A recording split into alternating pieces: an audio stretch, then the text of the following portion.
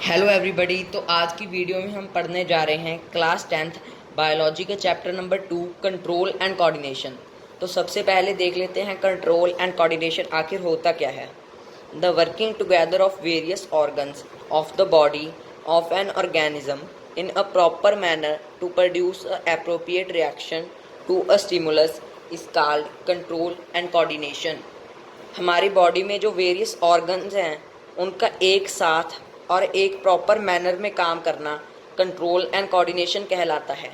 Stimulus a stimulus is an event or input that trigger a response or a reaction from an organism. Stimulus यहाँ पर वो event है जिसकी वजह से कोई भी ऑर्गेनिज्म कोई रिएक्शन देता है या कोई भी रिस्पॉन्स करता है। जैसे कि सर्दी, जब बाहर सर्दी होती है तो हमारी बॉडी का क्या रिएक्शन होता है, हम कांपने लगते हैं। तो सर्दी यहाँ पर एक एक्सटर्नल स्टिमुलस है। और यहाँ पर कोऑर्डिनेशन की भी आगे 2 टाइप्स हैं, nervous coordination and hormonal coordination. Nervous coordination में मैसेजिंग है वो इलेक्ट्रिक इम्पल्स की फॉर्म में होती है। यहीं पर हार्मोनल कोऑर्डिनेशन में मैसेजिंग केमिकल फॉर्म में यानी कि हार्मोन्स की फॉर्म में होती है। नर्वस कोऑर्डिनेशन हमें सिर्फ एनिमल्स में देखने के लिए मिलता है, लेकिन हार्मोनल कोऑर्डिनेशन एनिमल्स और प्लांट्स दोनों में होता है। नर्वस कोऑर्डिनेशन हार्मोनल के मुकाबले काफ़ी फास्ट होता है और यहीं हार्मोनल नर्वस के कंपैरेटिवली काफ़ी ज़्यादा स्लो होता है। नर्वस सिस्टम की भी आगे यहाँ पर 2 टाइप्स हैं, सेंट्रल नर्वस सिस्टम और पीएनएस यानी कि peripheral nervous system. Central nervous system में यहाँ पर वो पार्ट्स आ जाते हैं जो कि नर्वस सिस्टम के सेंटर में होते हैं, यानी कि ब्रेन एंड स्पाइनल कॉर्ड। और प्रीफेरल का मतलब होता है मतलब साइड में, यानी कि जो नर्व्स बच जाती हैं। नर्व्स की भी आगे यहाँ पर 2 टाइप्स होती हैं, somatic nerves and autonomic nerves. Somatic nerve voluntary actions में काम आती हैं। वॉलंटरी एक्शंस वो एक्शंस होते हैं जिन्हें हम अपनी विल से कंट्रोल कर सकते हैं। जैसे कि ये पेन पड़ा है, इसको उठाना, ये एक वॉलंटरी एक्शन है। हम अपनी विल से इसको कंट्रोल कर सकते हैं। हम अपना हाथ अपनी विल से हिला सकते हैं। लेकिन जैसे हार्ट बीट हमारे कंट्रोल में नहीं है, उसे हम अपनी विल से नहीं कंट्रोल कर सकते। तो ये ऑटोनॉमिक नर्व्स की वजह से होता है, जो कि एक इनवॉलंटरी एक्शन है। तो हमारा अगला टॉपिक है न्यूरॉन, द नर्व सेल, वो सेल जिससे नर्व्स बनती हैं। ये न्यूरॉन की डायग्राम है, तो चलिए इसे देखते हैं। ये जो हेयर लाइक स्ट्रक्चर है इसे डेंड्राइट्स कहा जाता है। सेल बॉडी को साइटोन भी कहा जाता है। न्यूक्लियस, एक्सॉन और ये जो एंडिंग है that's called nerve ending. Dendrites का काम क्या होता है, यहाँ पर डेंड्राइट्स का काम होता है किसी भी सेंस को रिसीव करना, किसी भी इंफॉर्मेशन को रिसीव करना। न्यूरॉन्स की आगे यहाँ पर हमारे पास 3 टाइप्स हैं, sensory neurons, motor neurons and inter neurons. Sensory neurons transmit information from sensory receptors to brain. Sensory receptors जो हमारे सेंस ऑर्गन्स में प्रेजेंट होते हैं। सेंसरी न्यूरॉन्स का काम है उन सेंस ऑर्गन से इंफॉर्मेशन को ब्रेन तक पहुंचाना, और ब्रेन मोटर न्यूरॉन्स के ज़रिए सिग्नल्स को ऑर्गन तक पहुंचाता है। Motor neuron transmit signal from brain to organ. Inter neuron इन दोनों के बीच के लिंकेज को कहा जाता है। Linkage between sensory and motor neurons is called inter neurons. Types of sensory neurons. Sensory neurons की आगे हमारे पास 5 टाइप्स हैं। थिग्मोरिसेप्टर्स। थिग्मोरिसेप्टर्स हमारी स्किन में प्रेजेंट होते हैं और हमारी टच को सेंस करते हैं। गुस्टैटोरिसेप्टर्स हमारी टंग में प्रेजेंट होते हैं, हमारे टेस्ट को सेंस करते हैं। फोटो रिसेप्टर्स, फोटो का मतलब होता है यहाँ पर लाइट को सेंस करते हैं, तो ऑब्वियसली हमारी आईज में प्रेजेंट होंगे।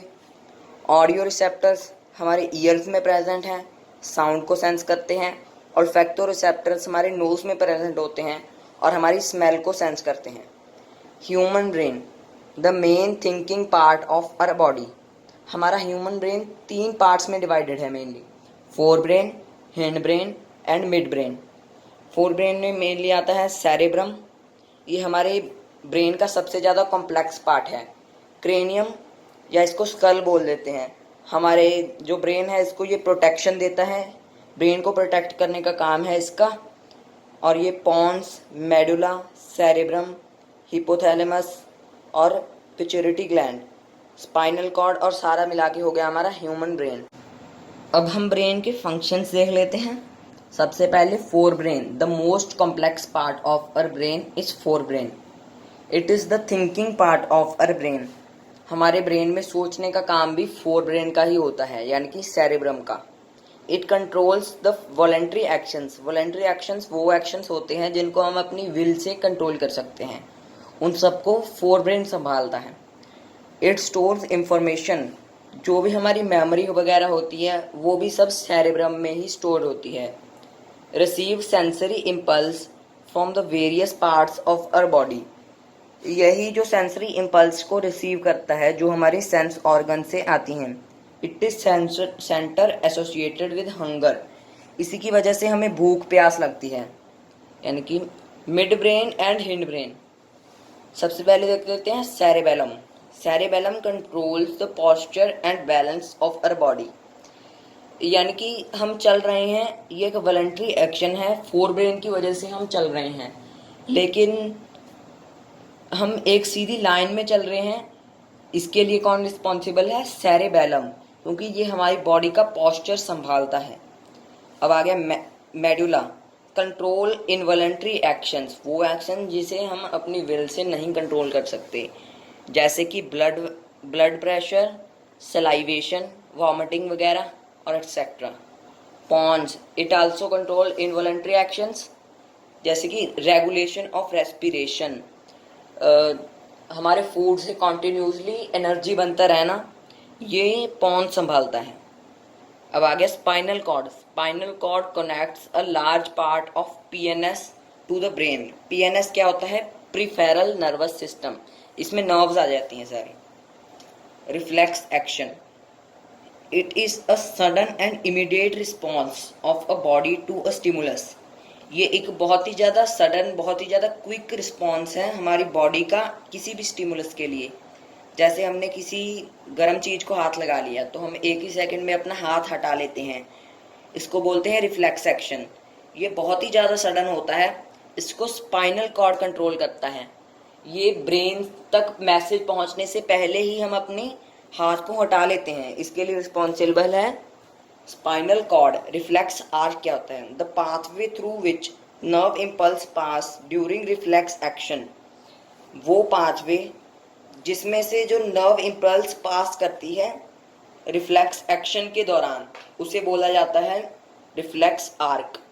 नर्वस कोऑर्डिनेशन तो हमारा हो गया। अब आगे हार्मोनल कोऑर्डिनेशन। सबसे पहले देख लेते हैं hormonal coordination in plants. Plants में हार्मोन्स का कुछ ज़्यादा काम नहीं होता, ये सिर्फ ग्रोथ को रेगुलेट करते हैं हार्मोन, सिर्फ प्लांट में। तो इनका नाम है फाइटो हार्मोन्स और ग्रोथ रेगुलेटर्स। ये ग्रोथ को रेगुलेट करते हैं, ग्रोथ को प्रमोट भी करते हैं और स्टॉप भी करते हैं। दो टाइप्स के हैं, growth promoters and growth inhibitors.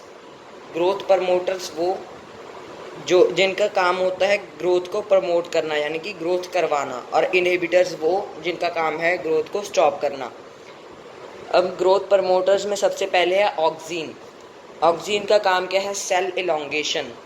इसकी वजह से एक फिनोमेना होता है बहुत ही अच्छा, जो हमारा प्लांट है वो लाइट की डायरेक्शन में बेंड करता है और लाइट की डायरेक्शन में ग्रो करता है। जैसे कि ये कोई कमरा है या खिड़की है, खिड़की से लाइट आ रही है, हर रोज़ प्लांट को उसी डायरेक्शन से लाइट मिल रही है, तो जो प्लांट है वो उस तरफ बेंड करेगा और खिड़की से बाहर निकल जाएगा। ये होता है ऑक्सीन की वजह से। जो ऑक्सीन है ये लाइट सेंसिटिव होता है, मतलब ये लाइट से दूर भागता है। तो हर रोज़ इसको एक ही डायरेक्शन से मान लो लाइट मिल रही है, तो ये लाइट सेंसिटिव है, तो ये ऑपोजिट डायरेक्शन में भागेगा इस तरफ। इसका काम क्या है? ग्रोथ को प्रमोट करना, सेल इलोंगेशन। तो इस साइड ग्रोथ होगी, इस एक साइड को ग्रोथ होगी, तो ऑब्वियसली वो लाइट की तरफ बेंड करेगा और खिड़की से बाहर निकल जाएगा। तो सेकंड ग्रोथ प्रमोटर है गिबरेलिन। इसका काम है stem elongation and leaf expansion. Leaf को एक्सपैंड करना और स्टेम की लंबाई को बढ़ाना, ये गिबरेलिन का काम है, यानी कि ये ग्रोथ को प्रमोट करते हैं। आगे हमारा साइटोकिनिन। इसका काम है रैपिड सेल डिवीज़न, यानी कि बहुत ही fast cell division.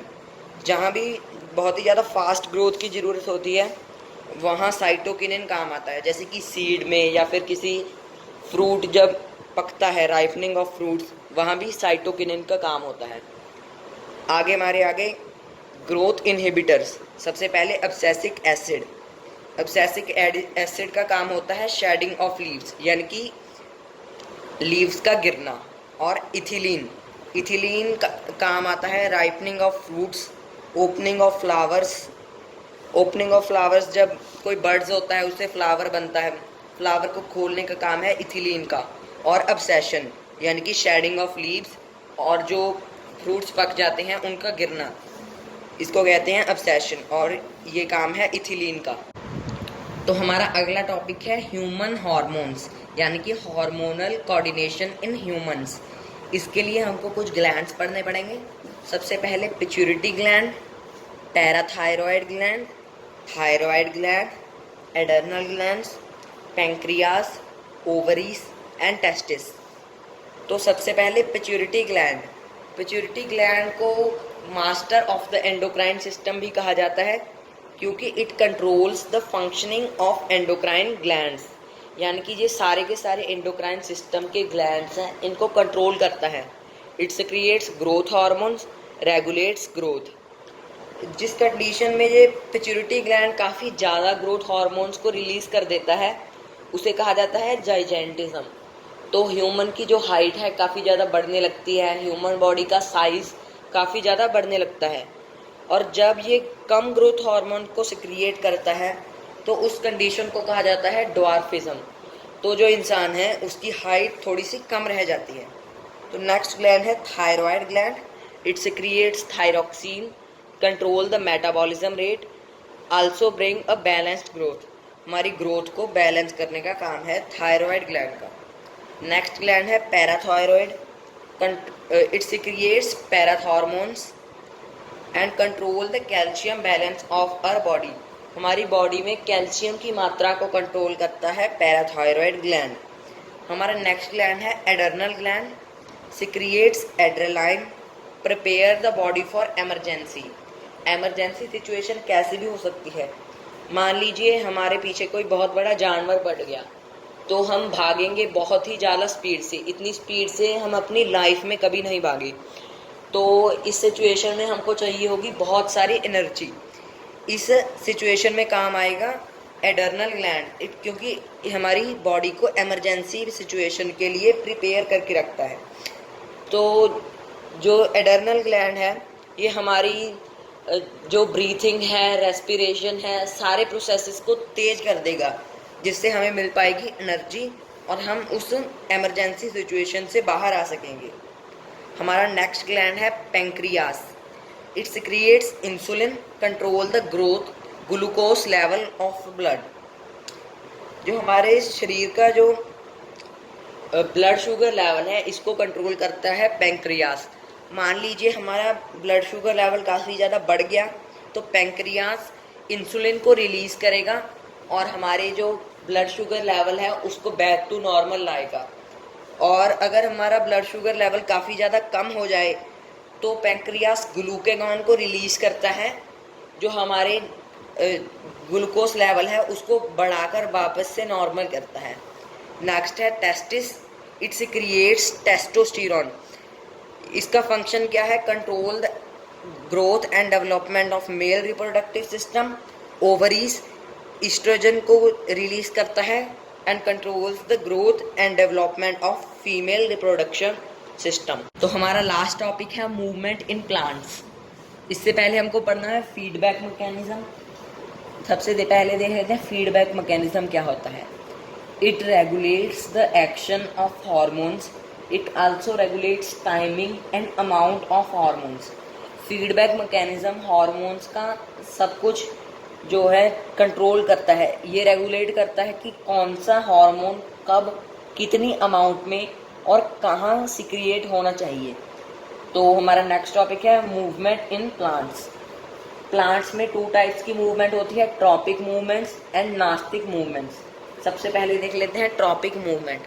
Movement of a plant in response to any environmental stimulus is called tropic movement. Plant के द्वारा की गई वो मूवमेंट जो किसी भी एक्सटर्नल स्टिमुलस को रिस्पॉन्स करने के लिए हो, उसे कहते हैं ट्रॉपिक मूवमेंट। और नास्तिक मूवमेंट क्या होती है? The movement in which the plant which occurs as a response to a stimulus but do not follow any specific direction of stimulus. Same tropic movement की तरह यह भी एक रिस्पॉन्स की तरह होती है किसी भी स्टिमुलस के लिए, पर इसमें जो स्टिमुलस है उसकी डायरेक्शन को फॉलो नहीं किया जाता, मतलब ये डायरेक्शनल नहीं होती। और इन दोनों के बीच का डिफरेंस देख लेते हैं। Tropic movement is growth dependent, मतलब ये ग्रोथ पर डिपेंड करती है, अगर ग्रोथ होगी तो ही ट्रॉपिक मूवमेंट होगी। और नास्तिक मूवमेंट ग्रोथ इंडिपेंडेंट होती है। और ट्रॉपिक मूवमेंट काफ़ी ज़्यादा स्लो होती है, नास्तिक मूवमेंट इसके कंपैरेटिवली काफ़ी ज़्यादा क्विक होती है, इसमें रिस्पॉन्स क्विक होता है। और ट्रॉपिक मूवमेंट इस डायरेक्शनल, नास्तिक मूवमेंट मैंने अभी बताया it do not depend on any direction of stimulus, मतलब ये डायरेक्शनल नहीं होती। इसकी एग्जांपल है dropping leaves by mimosa plant. Mimosa plant, इसको छुई मुई प्लांट भी कह देते हैं, और do not touch me plant, ये इसको टच करने पे ये अपने पत्ते गिर लेता है, तो इसका जो रिस्पॉन्स होता है काफ़ी क्विक होता है, ग्रोथ की भी कोई ज़रूरत नहीं होती, और डायरेक्शन की भी कोई ज़रूरत नहीं होती, मतलब इनडायरेक्शनल होती है, इसमें कोई डायरेक्शन नहीं होती। तो ट्रॉपिक मूवमेंट की आगे 5 टाइप्स हैं: phototropism, geotropism, hydrotropism, thigmotropism and chemotropism. Phototropism light की तरफ, जैसे कि लाइट की वजह से हुई मूवमेंट, जैसे कि मैंने आपको पहले बताया था कि कोई भी प्लांट लाइट की डायरेक्शन में ग्रो करता है, तो ये एक फोटोट्रॉपिक की एग्जांपल है, यानी कि यहाँ पर लाइट एक स्टिमुलस है और जो मूवमेंट लाइट की वजह से हो रही है वो ट्रॉपिक मूवमेंट है और फोटोट्रॉपिज्म है। और रूट्स का नीचे की तरफ बढ़ना ये ग्रेविटी की वजह से होता है, तो ये जियोट्रॉपिज्म है। और रूट्स हमेशा नीचे भी जाती हैं और वाटर की डायरेक्शन में भी जाती हैं, जिस भी डायरेक्शन में वाटर होता है उसी डायरेक्शन में रूट्स ग्रो करती हैं, तो इसे कहते हैं हाइड्रोट्रॉपिज्म। ये हाइड्रोट्रॉपिज्म की एग्जांपल है। थिग्मोट्रॉपिज्म जैसे कि कोई रूट नीचे जा रही है, ग्रो हो रही है, तो रास्ते में एक पत्थर आ गया, तो जो रूट है वो साइड से ग्रो करके चली जाएगी, यानी कि रूट ने जो टच सेंस की और साइड से चली गई, ये एक थिग्मोट्रॉपिज्म की एग्जांपल है। और कैमोट्रॉपिज्म यानी कि यहाँ पर केमिकल की डायरेक्शन में movement. Growth of pollen tube towards ovum, flower में जो होता है पॉलन ट्यूब वो ओवम की डायरेक्शन में ग्रो करता है, ये एक कैमोट्रॉपिज्म की एग्जांपल है। तो यहाँ पर हमारा सारा चैप्टर ख़त्म हो गया। वीडियो पसंद आई तो इसको लाइक कीजिएगा, ऐसा ही और एजुकेशनल कंटेंट पाने के लिए हमारे चैनल को सब्सक्राइब कीजिएगा। Bye bye.